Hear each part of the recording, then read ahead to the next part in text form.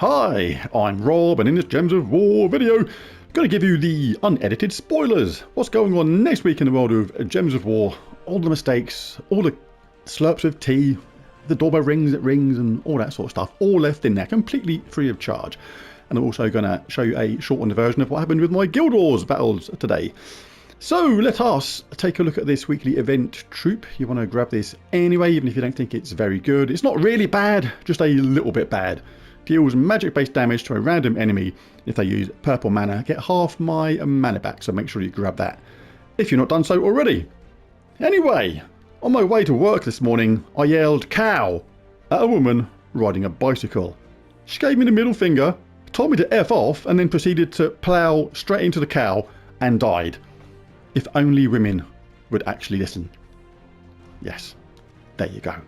Anyway, first of all, this. I'm seriously enjoying this game, and you can download it for free using my link in the description below or my QR code up top, and when you do, you'll get a fantastic start, way better than what I had. Zargala once you complete the tutorial, Ugo once you reach level 15, both epic level by the way, and a bunch of free stuff too. Then use a promo code Supreme6 to get a Supreme Gallic, also for free. It's Raid's 6th anniversary and they've gone mad on giving away free stuff.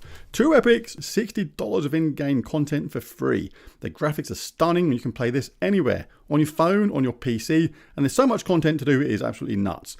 Open shards, build your team, power them up and hit dungeons to win powerful artifacts to make them even stronger. No time to grind, use the super useful background battles to grind for you as you do other stuff. This is a revelation and will change the way you play the game. So make sure you use my link in the description below or my QR code up top to make sure you get Zargala and Ugo too. And did I tell you that Zargala can attack all enemies 3 times and that Ugo can revive your entire team? Well, I just did, so don't miss out and use that Supreme6 promo code too. This is all too good to miss out on, so download now. I did and I love it, but be warned, it is a little bit addictive. Right, so go and download the game, absolutely love it, really been into that game. Raid Shadow Legends recently, epic load of fun, but make sure you grab Shadow Wraith at the same time. Then what is next on the agenda for the spoilers? Obviously we've got the continuation of the current campaign. Let's see what is going on with there next week.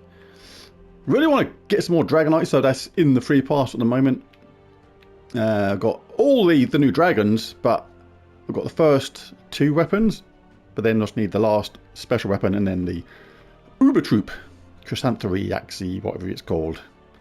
You know the one. Anyway, get some more Dragonite, some more stuff from there, some more gem keys, get a Weeping Liam from there, and a bit more Dragonite, low amount, but all adds up, and some more other stuff from here. And we get a new mythic next week if you got the first paid for pass, the Decaying Queen. It looks like she hasn't brushed her teeth in like forever, and I'm not sure I'd want to do other stuff.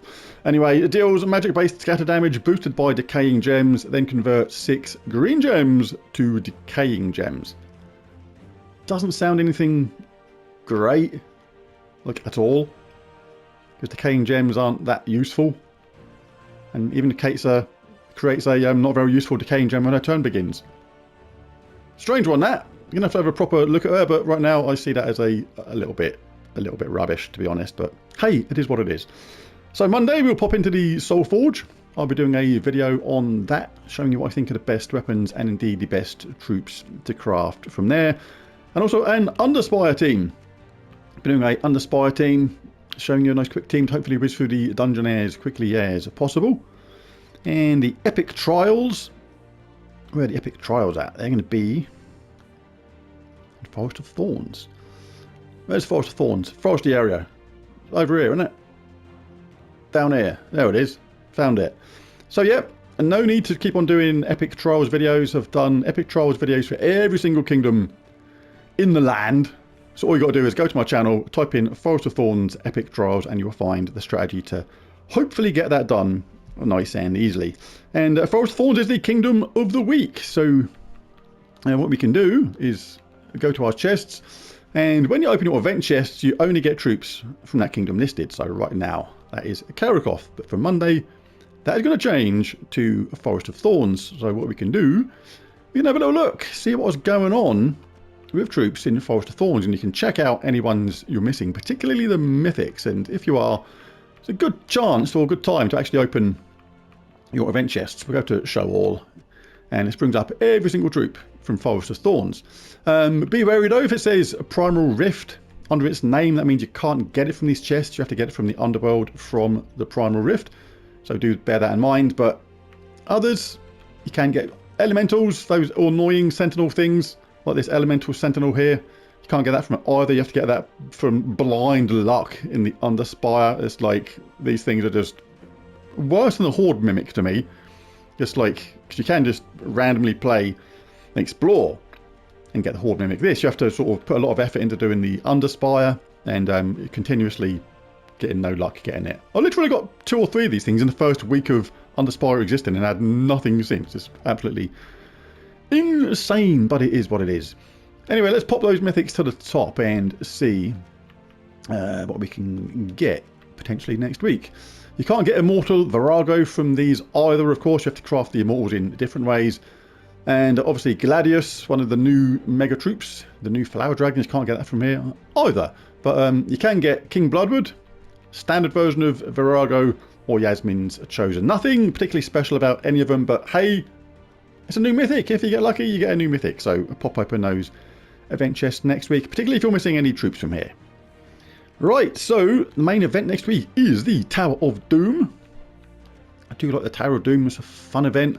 Yellow Tower of Doom, so when we collect those Forge Scrolls, we can power up our yellow doomed weapons. Again, on Monday I'll be showing a yellow Tower of Doom team to get that done. I'll be doing the Soul Forge video first, then the Tower of Doom team, then the Underspire team. And on Tuesday we have a faction assault in the Primal Rift. Where is it? Over here somewhere. Oh god, this is a bit where I can't find it. No, I found it! It's there! Got it. So, yeah, not too bad this one. You need just a medium-ish kind of horde level, around about 130 to get this done using the faction team. But again, I don't do these faction assault videos that much anymore. Just type in Primal Rift faction assault and you'll find plenty of teams there to get the job done really easily with no mythic, and usually the same kind of teams as well, because I actually showed in a different series regarding or related to faction assaults how you can just use a couple of different teams to get like something like 95% of all the underworld done really easily. So that is really cool as well. And Wednesday we have a pet rescue, of course, and it is Avalon's hound. That's somebody else's hound. He's stolen someone's dog. It's a pretty good one. King Avalon, decent troop anyway, gives elves 50% start in mana, and this gives +5 skill points to King Avalon when fully powered up. So absolutely worth getting as well. And Thursday we have a class trial in Archer class. Archer class, so I do like a bit of Archer class still. One of my favourite classes, absolutely love it. Do love that bullseye, 15% chance for skull damage to be lethal, but you do have to make sure the hero is on top for that to happen. And 50% start with mana is always nice. And the negligible sort of gain 1 life for each green ally will come in handy when you survive by 1 life. Yes. Anyway, talent tree is not bad either. Hunt. Hunters mark a random enemy on 4 or 5 of a kind is good. Perfect aim is pretty decent. All these are good depending upon which weapon you're using. Root trap. Always good to start with the first enemy entangled, particularly against skull-based teams, or you can just grab some extra gold. It all adds up. Backup. Chance to summon a bandit should you die. A leaf storm is really good for some Archer class teams because of all the green that a lot of them use. So yeah, really good class overall. And dodge, a 30% chance to dodge skull damage is useful too. So Archer class, really good one. Make sure you get it to level 100. And a Friday, it's either a faction assault, an expanded faction assault, or it's going to be a vault event. Not quite sure yet, but it's going to be one or the other. Now, ever so briefly, just over to Guild Wars. I'm going to do a shortened version of the Guild Wars battles. This is the first battle against the Gate, the same kind of team I used for the previous days. Should get it over pretty quickly. Still take any 4 matches which are there though. And we will win.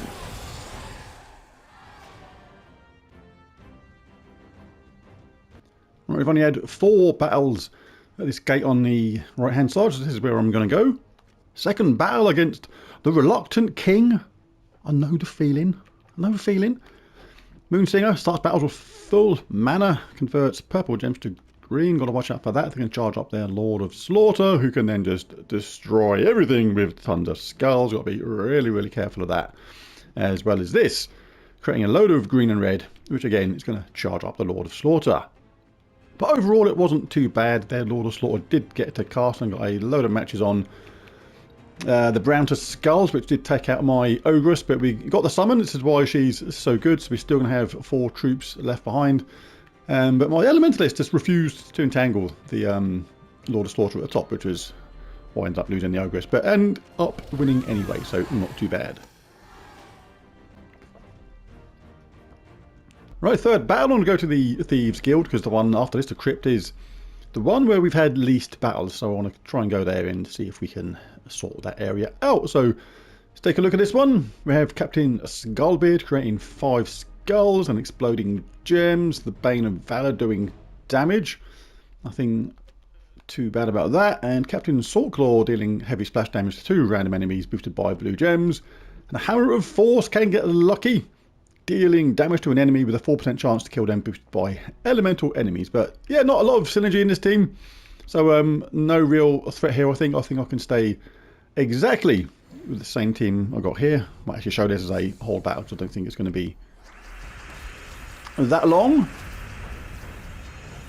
And let's get ourselves some of that. Yeah, a little bit of that. A little slice of that. Might as well get that because it's there. Let me Jordan do its stuff. It's below the board. Oh, we nearly got charged up again. So near yet so far. Let's go for that again. And there we go.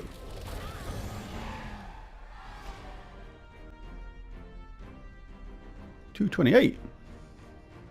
Onwards to the Crypt. This is the one that a lot of our team has been avoiding. Let's see why. Pharaoh Khafru.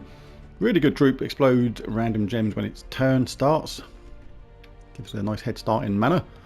Immortal Philosopher. Probably better in the hands of a human than the AI, but it can still get lucky on what it chooses to convert, because it can be absolutely devastating if it does. But the Immortals do lose their double damage on these battles, so they're not as effective as they were ordinarily. So it's a low level one as well, just level 5, so nothing really, not too concerned about that one. Morthani though is pretty dangerous. Steals magic +2 life from 4 random enemies and has a summon as well. So stealing life is like true damage, but it's also gonna add it to her own life, which can be a problem.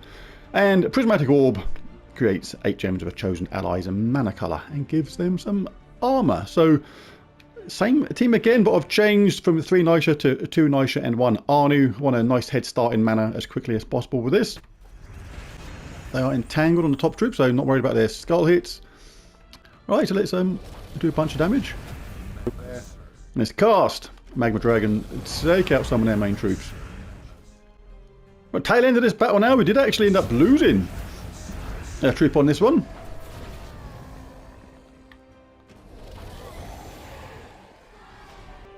I did lose a troop though on that one, so we'll see how that affects the score. Lost a top troop. They got to cast their Immortal Ossifer and made a load of skull matches. I just want to see how that affects the score.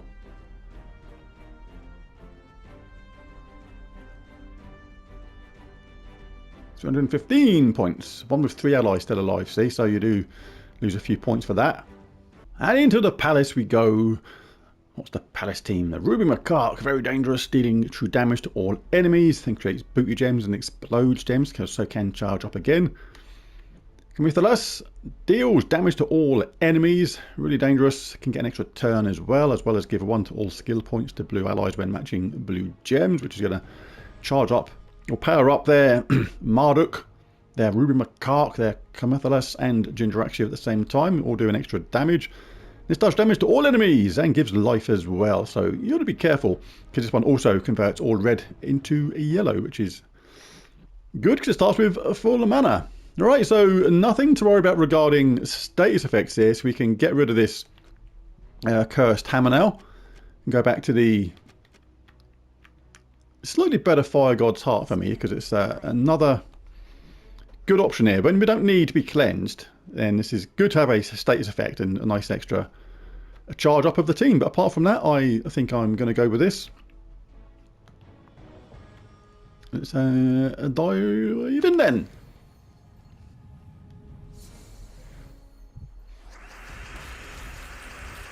Ooh, not the most favourable start in the world. Convert all red into yellow, which if I don't adjust this here, they've got a serious amount of that going on there. And they're still going to get some benefits over this side as well. So I will actually take this red here, just to disrupt this massive amount of yellow they would ordinarily get. They didn't cast it anyway, which is unusual. I might just well take it, because it's bound to do it next time. Still going to get this one though. But as long as you stop them getting an extra turn, that is the main thing. And they will always generally take skull hits when offered, so good to skull bait the enemy when you can. Especially if you're quite tanky. You get 50% reduction from skulls. Right, that is going to absolutely get my Ogress up.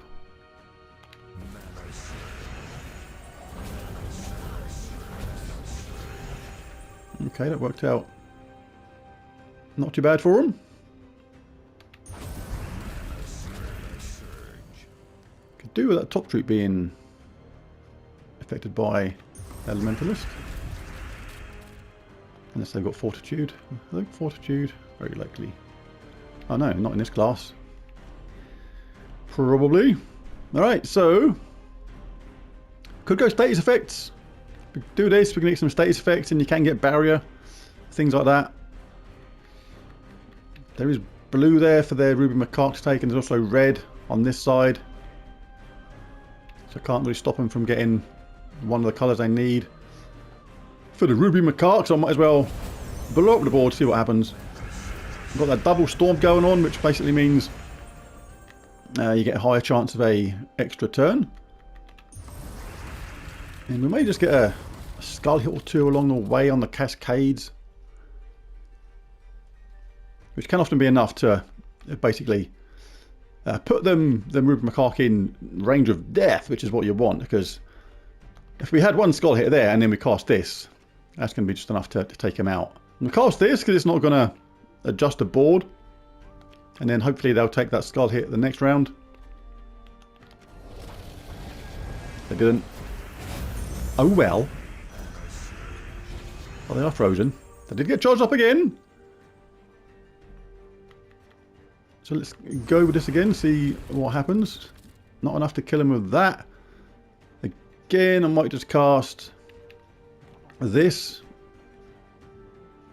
I haven't got a barrier on my hero at the moment, which would be nice. But I might get one when I cast this because of the brown and red storm. Didn't. That was a bit rubbish. Come on, Meteor.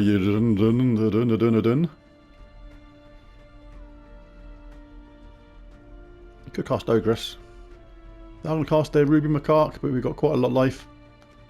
So I think we're generally going to be safe, and we did get the extra turn. The constant storm really helps the chance of the extra turn, so we are absolutely going to wipe out that top troop, who finally gets entangled, but a little bit too late, I fear.